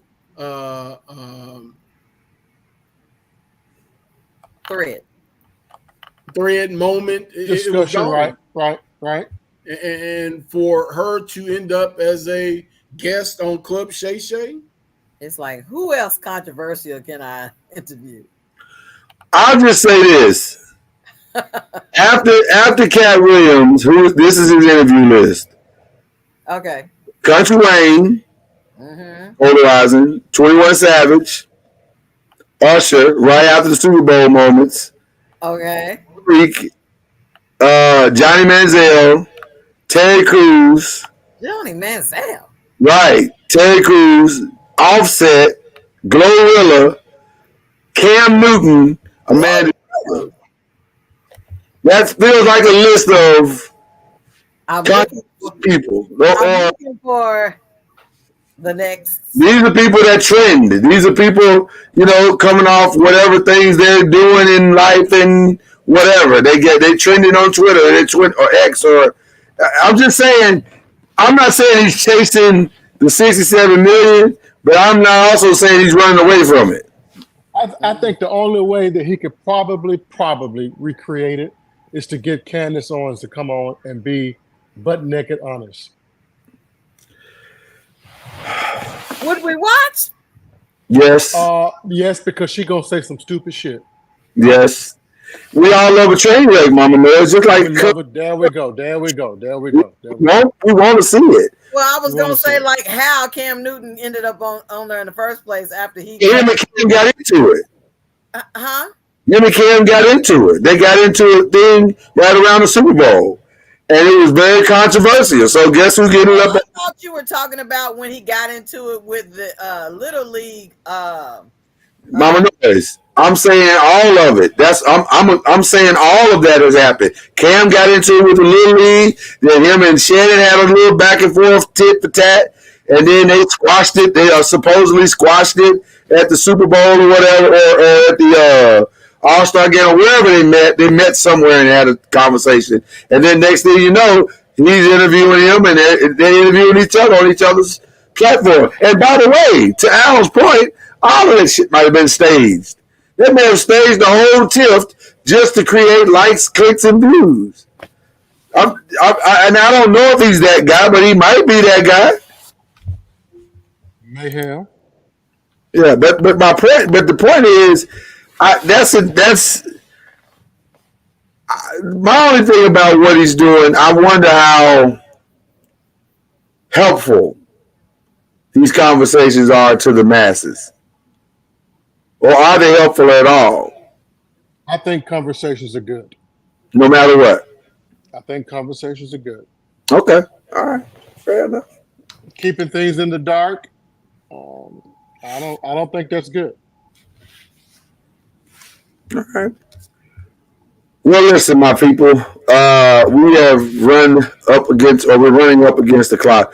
Al, you didn't hear me say this earlier, but I gave a shout out to Kendrick Lamar, who responded to, first of all, I never even heard Drake's response. I don't know what Drake said in this so-called beef, but I heard Kendrick's response today. And I just would like to say from me to Drake, don't respond. Just rest in peace. Yeah, just let it stop. I haven't heard it. Oh my gosh. Listen. Oh, man. It says to me, if his song "Sit Down, Be Humble" was a word, that right there, it tells I'm gonna have to check it out. Just to give you an idea, because it's so intense. Just to give you an idea of some of the lyrics, he said, "I hate the way you walk. I hate the way you talk. I hate the way you dress. I hate the way you sneak this. If I catch a flight, it's gonna be direct. We hate the bitches you fuck with because they confuse themselves with real women." And notice I said we, it's not just me. I'm what the culture feeling. I just feel like, I just feel like that's Drake. No, that was Kendrick. That was all Kendrick. It's 6 minutes of this. It's 6 minutes of stuff like that. And I just feel like Drake, this ain't, bro, just keep making fun songs and dance songs. Don't get into this game. That ain't your lane. Just go ahead, go on stage like J. Cole and just apologize and say, "You the king. I don't want the smoke. I'm just gonna stay over here and do what I do." Because if you keep going back and forth with this guy, this is gonna end bad. It's already bad, but it's gonna end real bad at this point. So, Lord have mercy. So, shout out to Kendrick for getting some things off his chest, I guess. Cuz, do you even know Kendrick Lamar's music? Do you even know who we're talking about? Okay. Drake. Because you get indoctrinated to the culture, brother. What culture? No, I don't. No, I don't.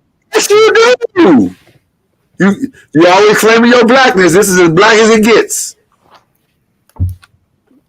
My blackness is not tied to that shit. Cause It's not, Mr. NOIZ. Mr. NOIZ is not. You know it's not. wow. My blackness. My mic is muted. I'm No, it's sorry. not. We heard you. We heard you say you might be muted.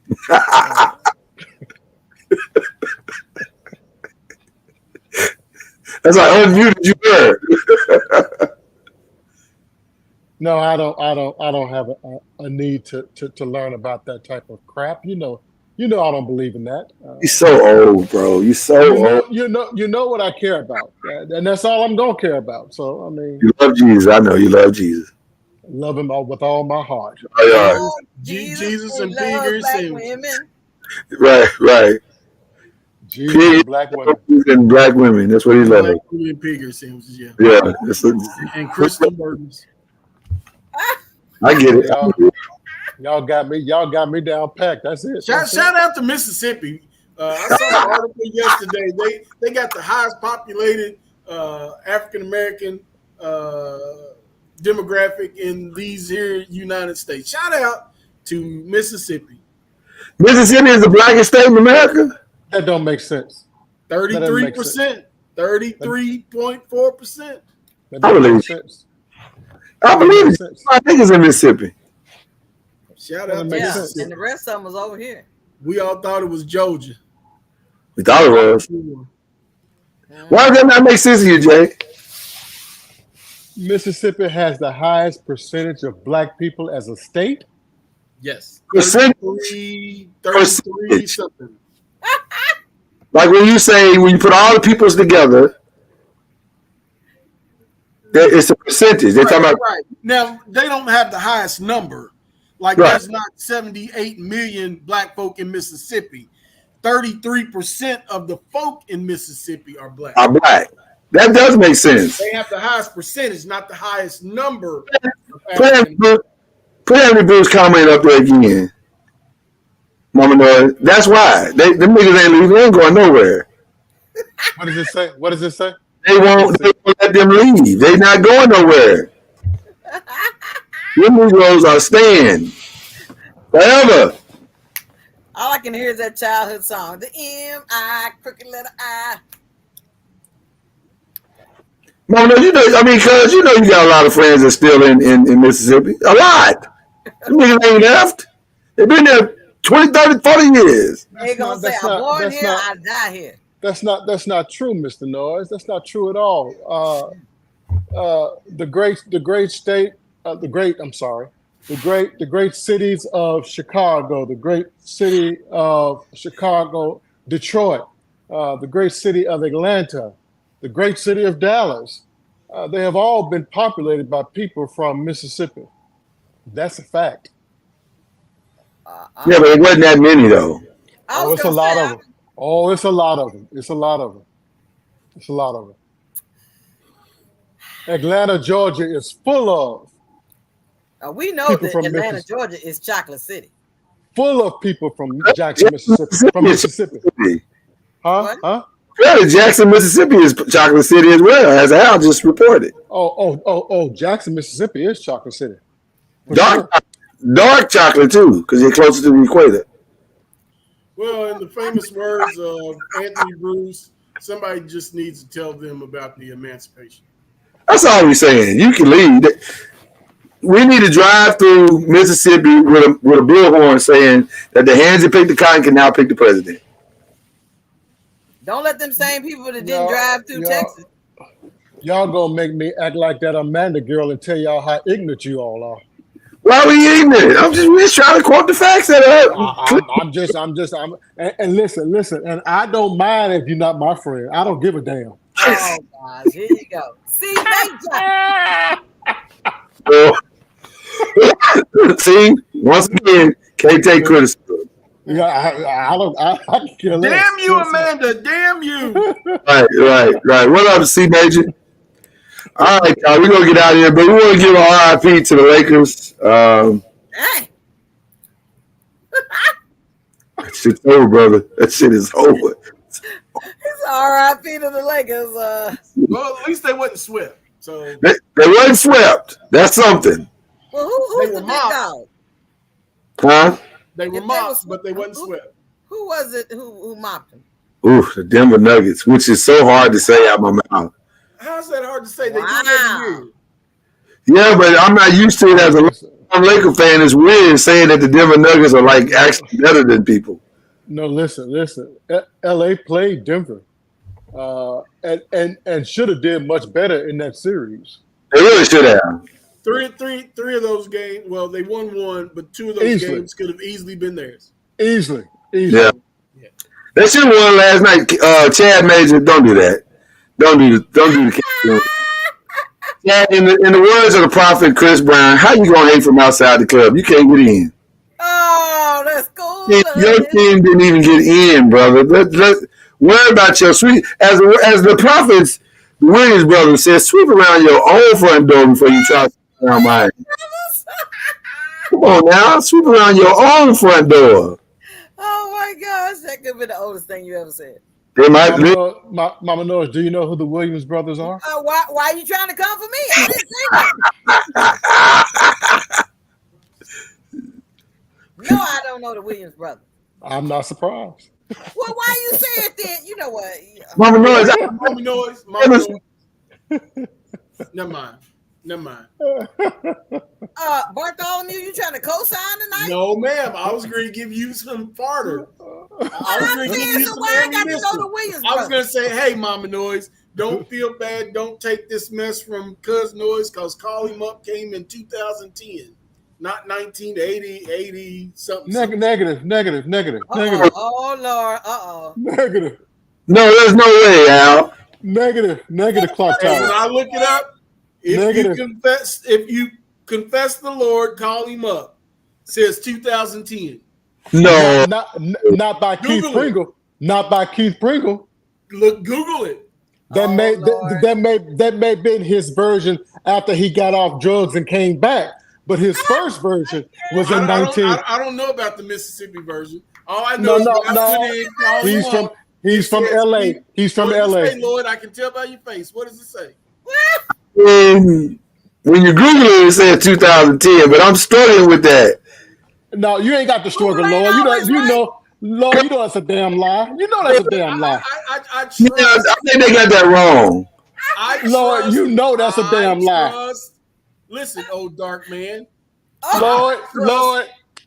Dark man, listen. I trust Cuz Noise, but I'm just saying, when you Google it, it says 2010. Only reason I'm a call BS the internet, not to you, Al, but to the internet, is because they got a video on YouTube of them doing it, and this don't look like no damn 2010. This definitely look like They got butterfly collars and bell bottoms. Lord. How you gonna have this conversation talking about you think? When you know you was in church in the 1980s and that song was being sung. No, I agree with you. I'm just saying, and they're gonna have to make some corrections.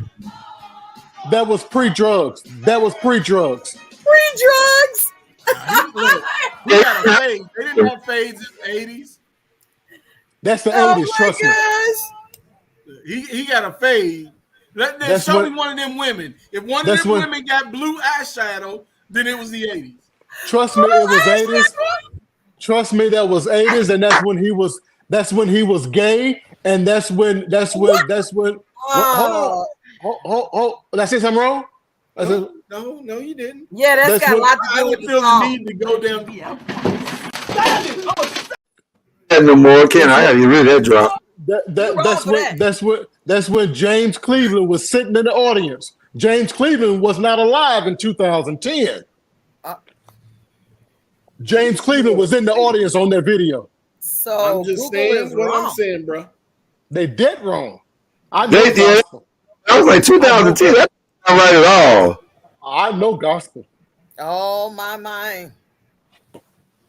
You know what he's doing? We got to have a gospel off Oh my gosh. and I see know if gospel. it's gospel. So, Well, I ain't coming. would the original have been by Ron Keneally? Negative. Keith Pringle. Ron may have written it, but Keith sang it. Keith Pringle. I don't know if Keith wrote it though. That's the thing I don't know. Well, I'm not coming. 1984, 1985. That time frame. Who produced I Call Him Up? Can't Stop Praising. Ron Keneally. When did Ron Keneally release I Call Him Up? Can't Stop Praising Him? 1992. Who wrote I Call Him Up? Can't Stop Praising? Ron Keneally. Negative clock tower. 1992 is incorrect. Ricky Grundy. Listen, Linda. Listen. 1992 is not correct. Oh my gosh. Now, y'all I need some popcorn. listen, Mr. NOIZ. Yes.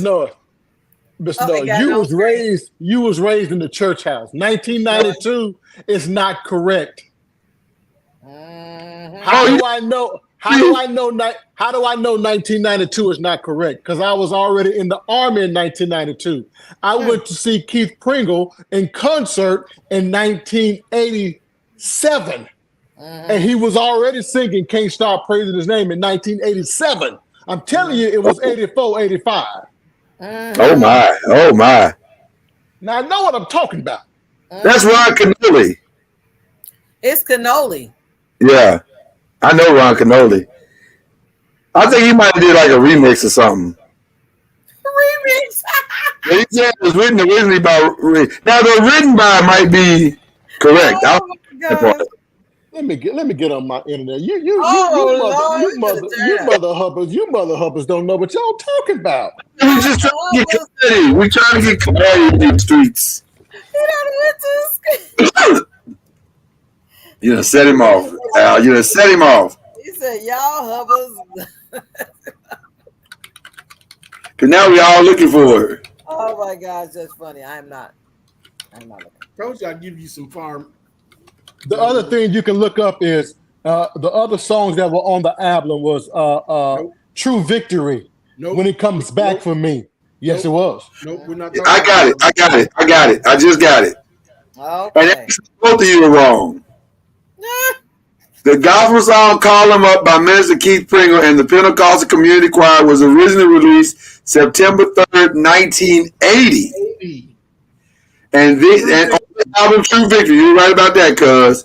Then, okay, so where we're getting to 2010 is that it was re-released on the 2010 album Nothing Too Hard for God. So that's where the 2010 is coming from. That's right.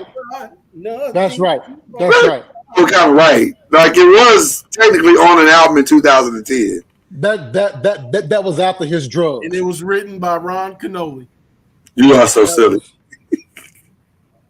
So it was 1980? 1980. That's what it says here on 19.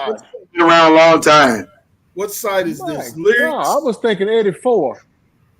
Lyrics.com says 1980. Well, but now let me say this, cuz I understand you said 94, 84, because here's the other thing. Music did not build as fast as that back then also. It didn't travel to popularity as fast. Like it wouldn't have, songs like that would come out. Like I remember Jesus Real came out in like 87, 88, something like that. And it didn't really get its popularity until like 90. Yeah, but see, 80, we were still doing James Cleveland and the Hawkins. Oh yeah, the 80s.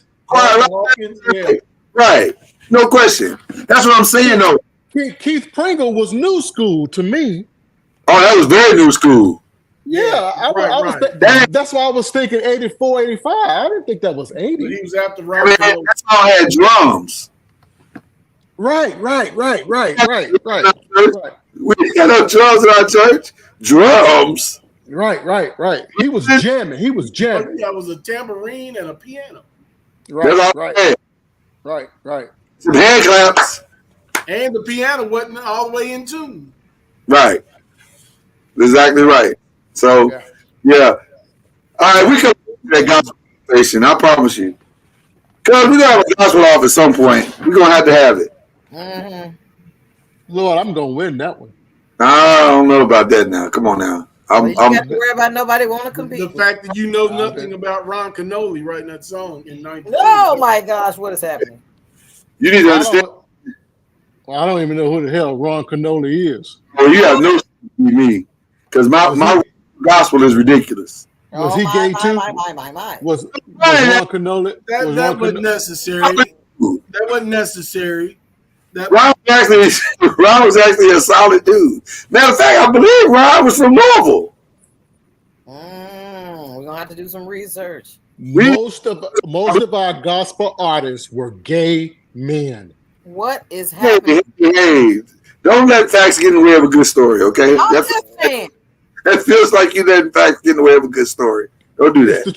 It's the truth. Not necessary.